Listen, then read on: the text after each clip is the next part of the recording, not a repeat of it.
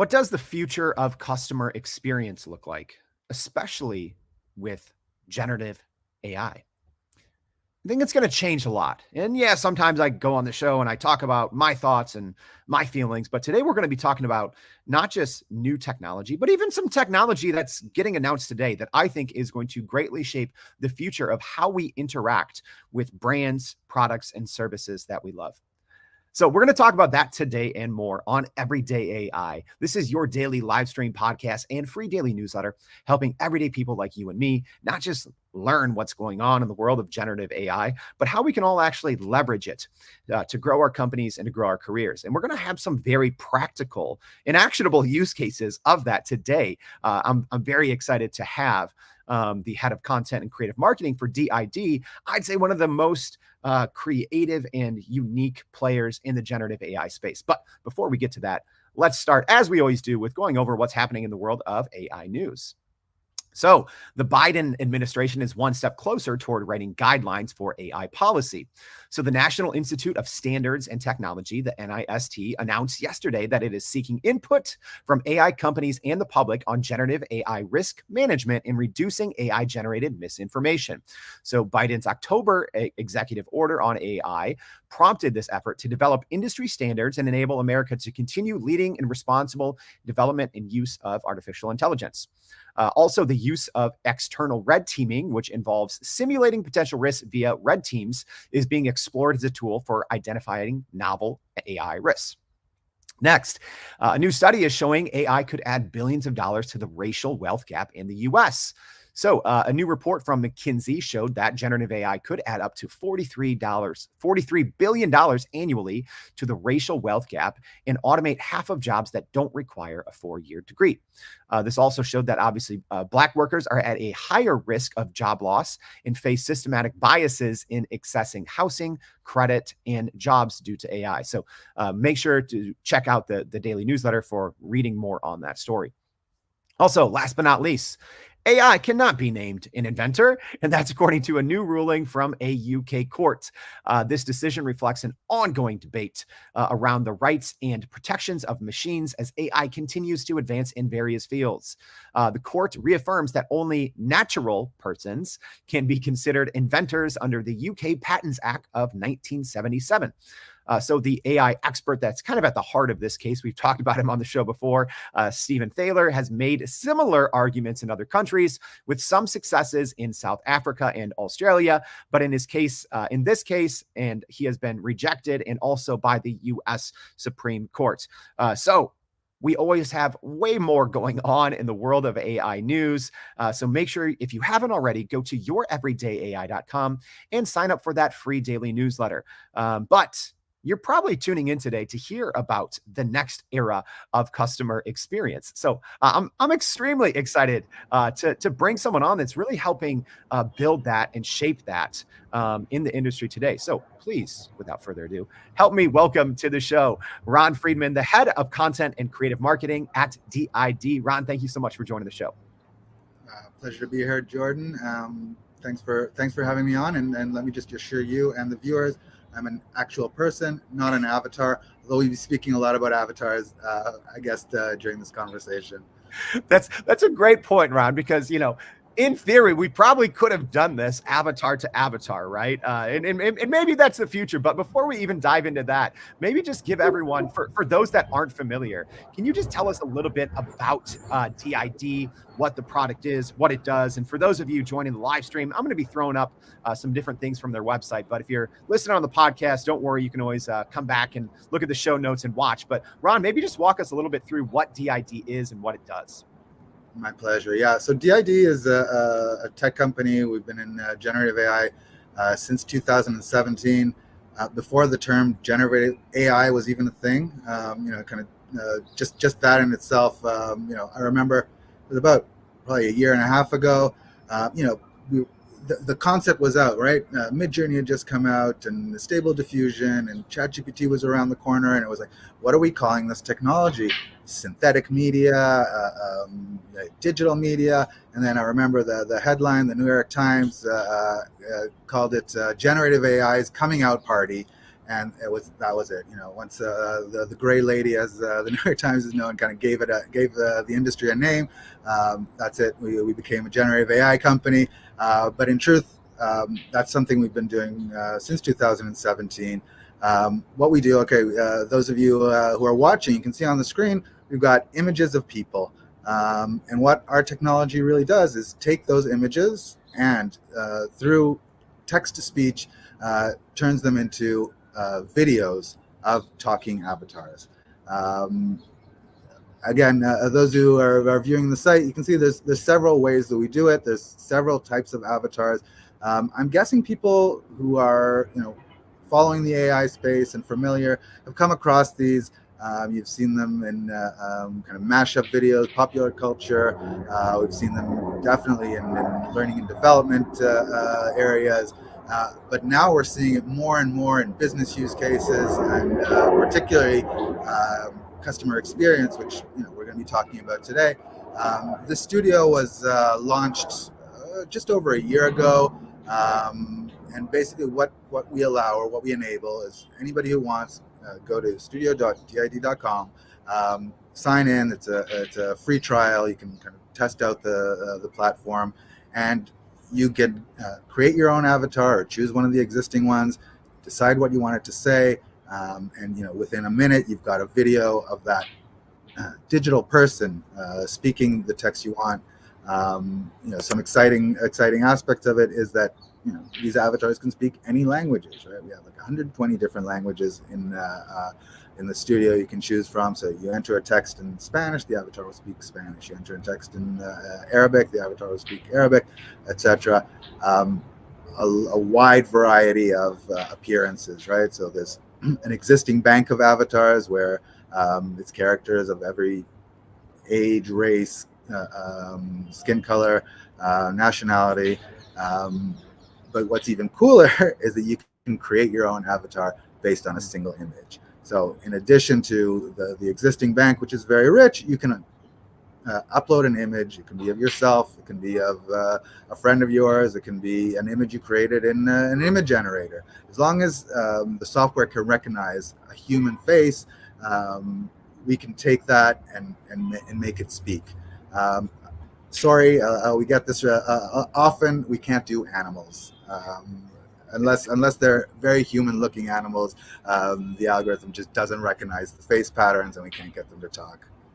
Yeah, Ron, maybe as we get a little bit more into DID and agents, I do want to talk a little bit about, because I'm sure people have this question on, like, okay, this sounds like a fun technology, really cool, but I mean, there's actual like business use cases for using this technology. Can you talk a little bit in just about the technology at large, right? Because obviously you have different products, different offerings at DID, but what are some actual business use cases for technology like this? Right. So at its very core, it's taking an image and making it speak. I think the main pain point that we're trying to solve is production, right? You're in media. Remember you saying that you used to be in journalism. Same here. We know what it costs to set up a production, right? You need a camera crew, lighting, sound, design, makeup, you need talent, people to deliver the message. If you're creating an online course or a marketing presentation or a product walkthrough, all these business needs for video. So we make that very easy to produce, again, within minutes and in multiple languages, so it can suit any audience. So that's one. It's just cutting costs. The ability to animate any image kind of adds to that, because suddenly you don't need a human to do it. You can have an alien deliver the presentation. You can have a robot deliver the presentation. Again, as long as the software can recognize the face, we can make it speak. So a lot of cost savings there, and a lot of flexibility, right? You can within minutes translate your presentation from English to Japanese if you have clients there. You can change the setting. You can embed these videos kind of in any video content that you want. And that's just the video part before we've even started talking about the interactive part where agents come in. Yeah. And maybe let's start to talk about this. And hey, as a reminder for those of you joining us live, what do you want to know? From Ron, and just about the future of how we use generative AI avatars in business. This is a great opportunity to get those questions answered. But Ron, maybe just talk us a little bit through about what an AI agent is, especially how you're creating them at DID, because I think there's obviously differences. And even when you talk about AI agents, it can mean many different things. So in this use case with DID, what is an agent? All right, so I'm sure your audience is familiar with GPTs, custom GPTs. So it's very similar to that. Basically, when you go to the studio, you create an agent, you choose the appearance, and again, you can either choose from the existing ones or upload an image of your own. You choose a name for it, you give it you select a voice. Again, many voices, natural sounding voices, synthetic voices. You can go through for hours just listening. All right, that's exactly the one I want. But that's where it gets interesting. So you created the avatar that's you're gonna speak to, but now it's the time where you want to start educating it, so to speak. So there's a process of prompting. You tell the avatar how it should function. So, for example, if I want a technical support agent, then I'll tell it, hey, you are a technical support agent for Acme company or any company you like. This is the product that you're an expert on. This is the way you should answer. You should be friendly. You should be outgoing. You should be pleasant and cheerful. You should be inquisitive. Kind of describe what it should talk about, what it shouldn't talk about. If you don't know the answer, what you should do. A pretty basic short prompt. And then the next stage is you want to start feeding it knowledge, and that's where the similarities to GPTs come in, because you can upload PDF documents, you can upload text, you can upload PowerPoint presentations.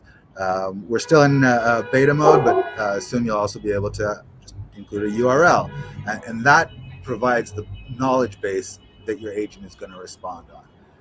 It's a very quick and easy 4 or 5 minute process. Click generate, and that's it. You've got an agent that is an expert on the knowledge base that you've given and behaves as you requested it to, and that's it. You're off to the races. You can start chatting with it.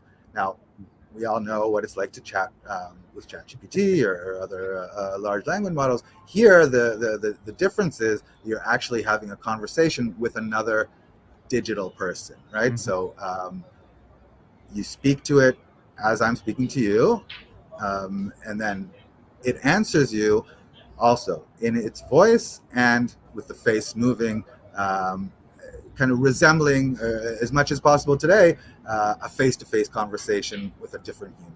Yeah, technology is wild, y'all. Like I'm so excited to be able to experience this a little more. Already a great question from Mauricio coming in. So asking, can people use this DID agent to act as an example, as an influencer or content creator to take over an Instagram account, or maybe even just saying like, can people use this to create kind of an avatar for their brand that can act for them on social media?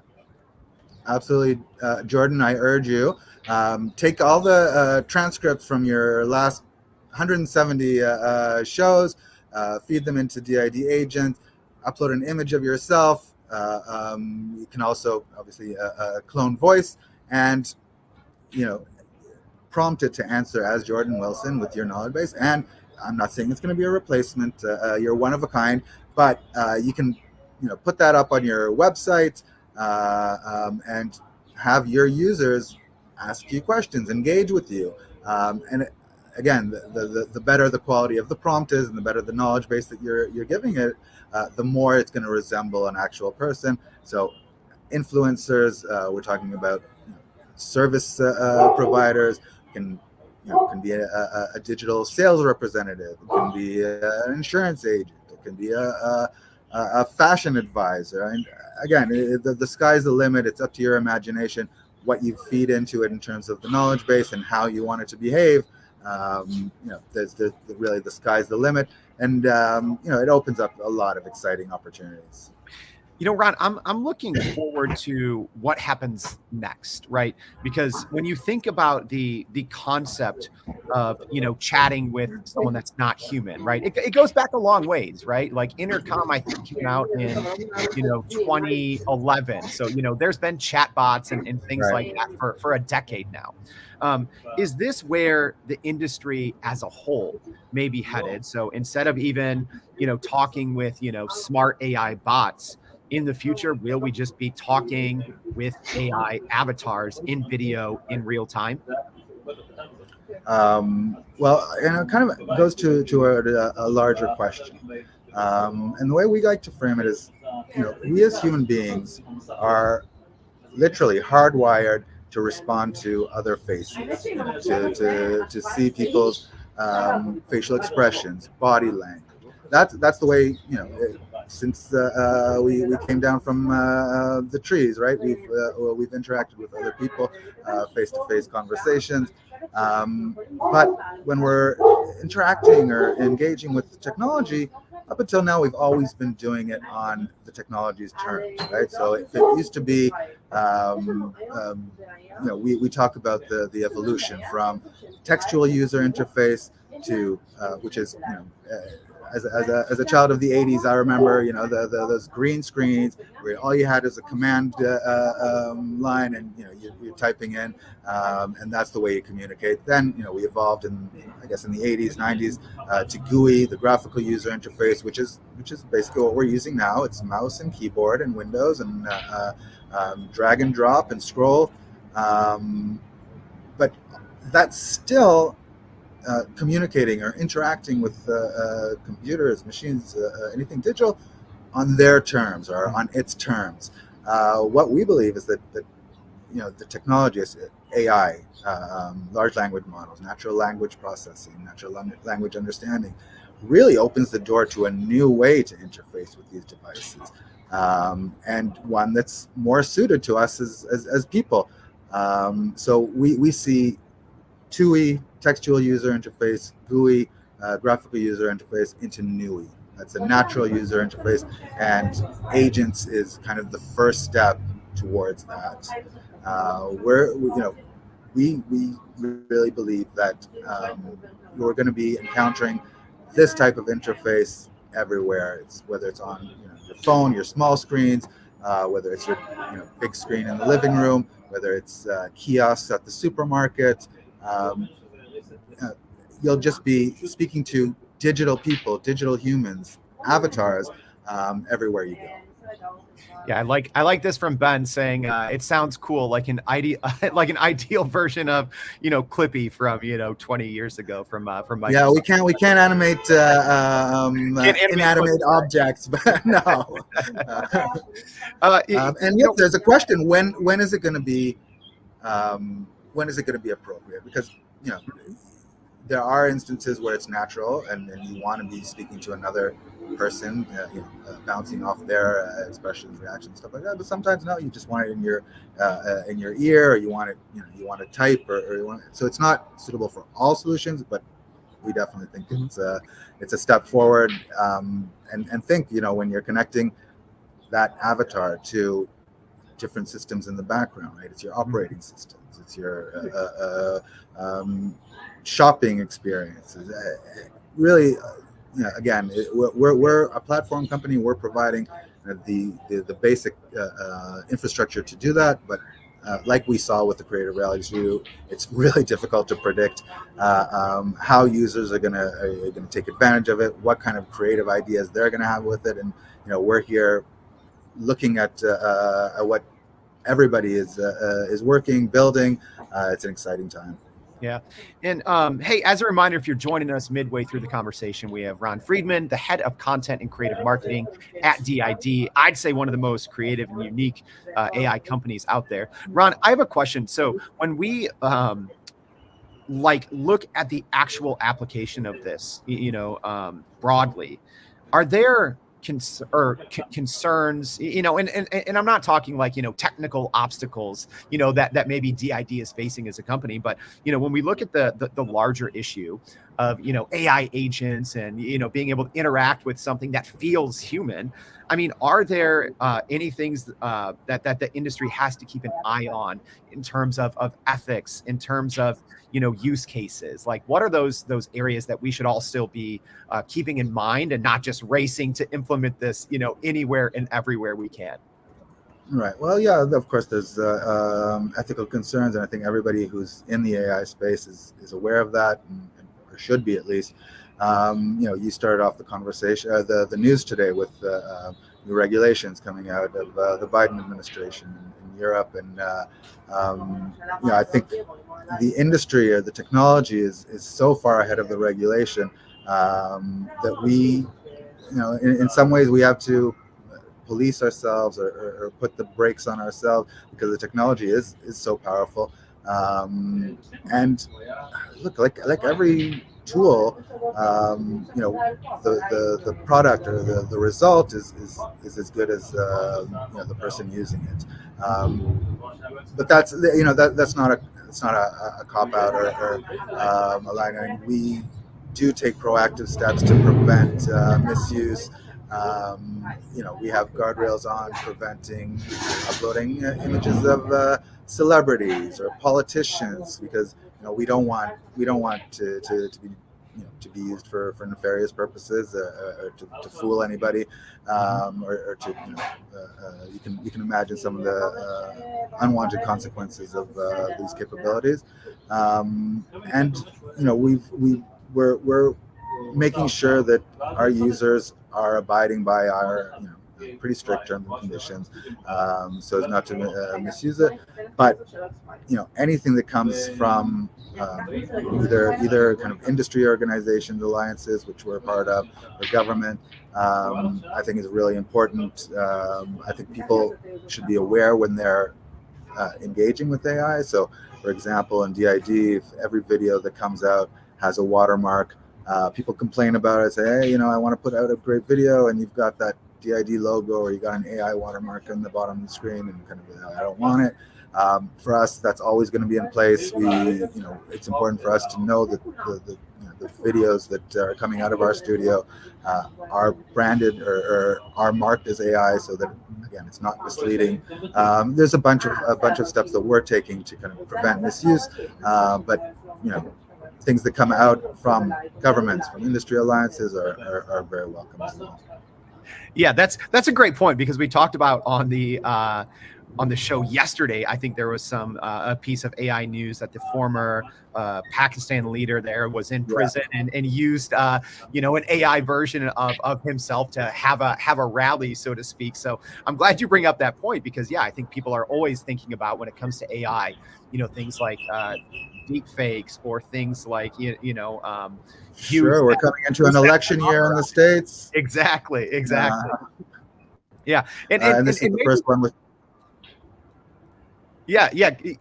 Maybe Ron, because I think that there's so many very practical business use cases for this technology, right? Like we talked about earlier, explainer videos, training, a way to make training a little more personable, and maybe even having, the person that's normally leading training, leading it, corporate communications. But maybe what are some more creative or out of the box business use cases that you all have seen so far, that maybe you weren't necessarily building AI agents or avatars for that reason, but you're like, oh, that's pretty creative. That's really helpful. Well, look, the product is very new. We launched it a few weeks ago. So industries tend to especially big enterprise, tend to be slower to adopt. But I can give you an example where we have a client that's food company. They specialize in Mexican cuisine, and they took an image of the grandmother of the CEO, and folks can try it out. It's called Abuela AI, and basically they trained that model on recipes and culinary expertise all around Mexican and Latin American cuisine, and that's it. You can ask Abuela, that agent, anything you want. What beverages go well? There we go. What beverages go well with my whatever my recipe is, or what. Yeah, that's okay. So for for everybody who's not viewing, Jordan is at on Abuela AI now, and he's asking what beverages go well with my Mexican I don't know. recipe. Yeah, I don't even know what to put there. Maybe with my spicy taco recipe. Right. Okay. All right, let's see this live. So this is a really cool use case. So yeah, if you're listening on the podcast, on the left hand side there is the press, yeah. abuela there, right? And then I'll be able to hit enter, and presumably, I guess it's going to talk to me, right? Yep. Interesting. Let's give her a second. We'll see. Yeah, we'll see. So yeah, I'm asking what beverages go well with my spicy taco recipe. For a spicy taco, for a refreshing contrast, try a traditional Mexican beverage like a cold horchata or a crisp citrusy margarita. I love it. Yeah, and There hopefully you go. everyone can hear that out there. But that was a really cool, showcase in real time of something that you could use, for a Mexican restaurant if people want to really build community, right? Or to give their customers just a unique experience. That's a great use case there.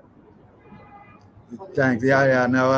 And I'm sure we're going to be seeing this type of use case and many more to come. Again, a lot of the times it's just putting a product out there and letting the business world, or also individual users, kind of see the value and take it and adopt it to their own purposes.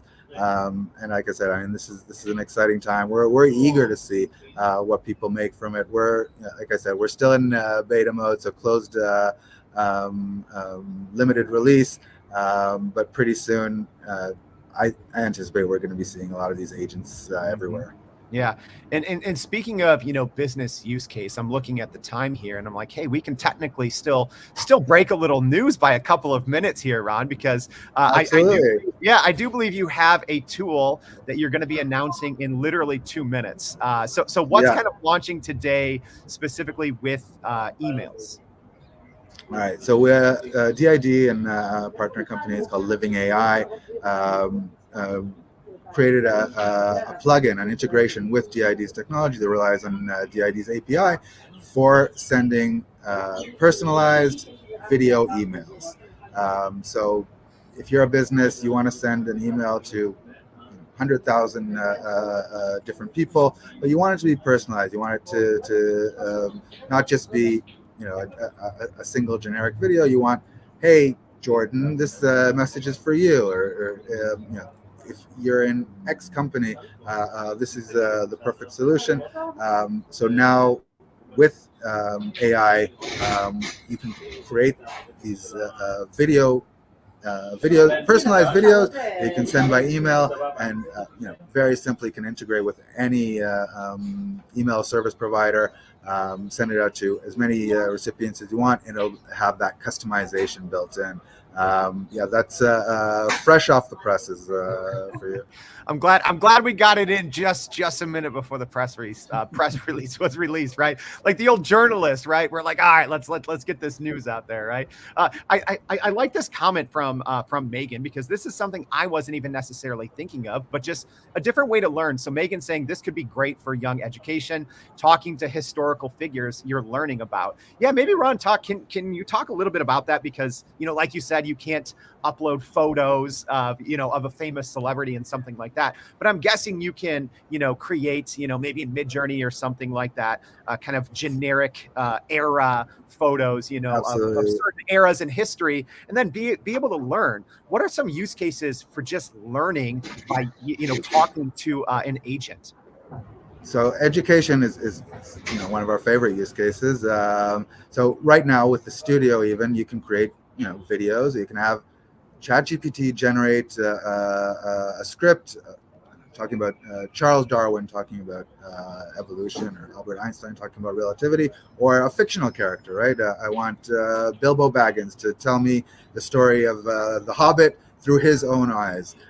So you generate a script, you can generate an image of any one of those characters, and again, within seconds, we can have Bilbo delivering his life story in his own image, first person.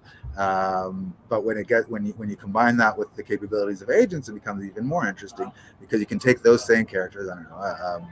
Well, let's stick with the Hobbit. You can upload the book, or upload anything that was written, documented about that character. Again, create an avatar based on their design, and there you have it. Bilbo, you can go back and forth for as long as you want with Bilbo Baggins or Charles Darwin, or historical figures, fictional characters. So a great tool for education and history. But you can create an agent of a physics professor, or a law professor, or a finance guru, and you can go back and forth. It's kind of a force multiplier there.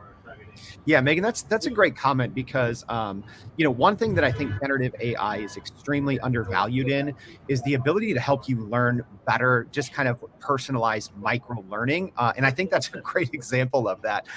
One more here from the audience. Andy just kind of joking around, saying, "Hey, Jordan, it sounds like you could make a vacation, or you could finally take a vacation." But I'm wondering, Ron, from a business standpoint, is this something that, in theory, right? Because everything we do now, it seems like we're in so many Zoom meetings and emails, but when you can create an agent and tie it into all of your data, isn't something like this kind of possible, right? Because you can give it training where you could have an AI agent version of yourself, especially if you're constantly talking to teams, if you're presenting, it could do a big bulk of your work for you, correct?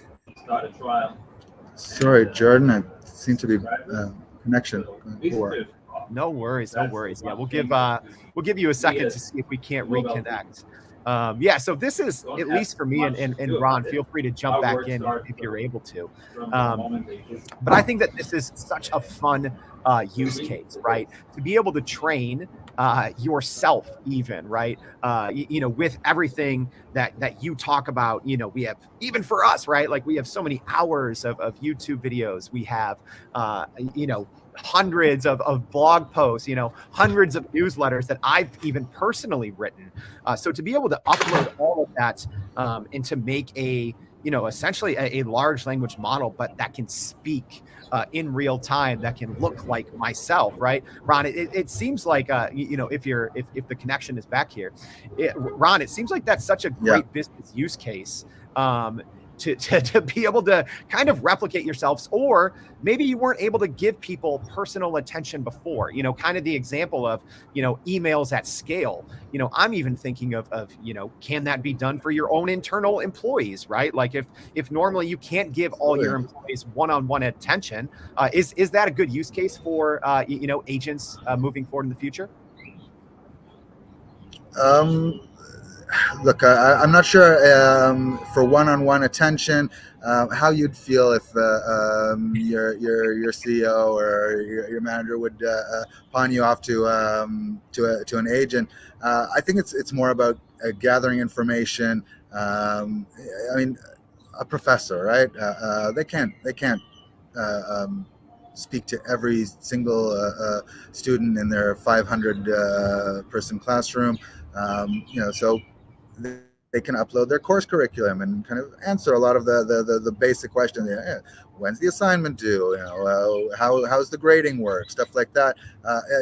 For a utilitarian purpose. But when it comes to external stuff, external communication, external messaging, I think it's a huge time saver. I think people are going to want to take the time. I mean, think about you can have a conversation with a customer service agent, a technical support agent, and they're not on the clock. They don't have to worry about getting to the next call. They can patiently listen to your queries. You can kind of introduce topics that you couldn't before. They're available 24/7. They don't have. They're always trained to be pleasant and polite and patient. I think that's probably the first places we're going to be seeing these. Mm. I love that. And Ron, as we wrap up here, because we've talked about so many different things in today's show, creative use cases, future products that are just getting announced today, but maybe specifically, what's the one thing that you want people to know and understand about this AI agent technology moving forward, and specifically how it's going to impact customer experience? What's one thing that you think it's important for people to know? Look, I think like everything in the AI world, it's super valuable to experiment. I urge people to go to the studio, try it out for themselves. There's a waiting list right now, but we're going to be opening it up. See how to build one, what kind of information it needs, and then carry out a conversation with them. Yeah, in this age of AI, you say it often on the show. There's a new product coming out every day. There's kind of a world-shattering, mind-blowing innovation taking place at such a pace. I think it's important that people try it out, see if it works for them, imagine the use cases or the solutions they can build with it.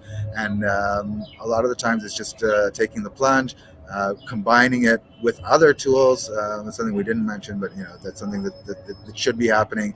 And letting it loose on the world. I think there shouldn't be much holding us back now. I love that. And hey, yeah, there is so much that we couldn't even get to, but hey, that's why we have the newsletter. So Ron, thank you so much for joining us on the Everyday AI Show. We appreciate your time. Have a good one. All right. And hey, everyone, as a reminder, there was so much we couldn't even get to. New products being released, all that. If you haven't already, please go to youreverydayai.com. Sign up for that free daily newsletter. We'll have a lot more about some of what DID is working on, their current products, what's coming out even today. We appreciate that. We hope to see you back tomorrow and every day with more Everyday AI. Thanks, y'all.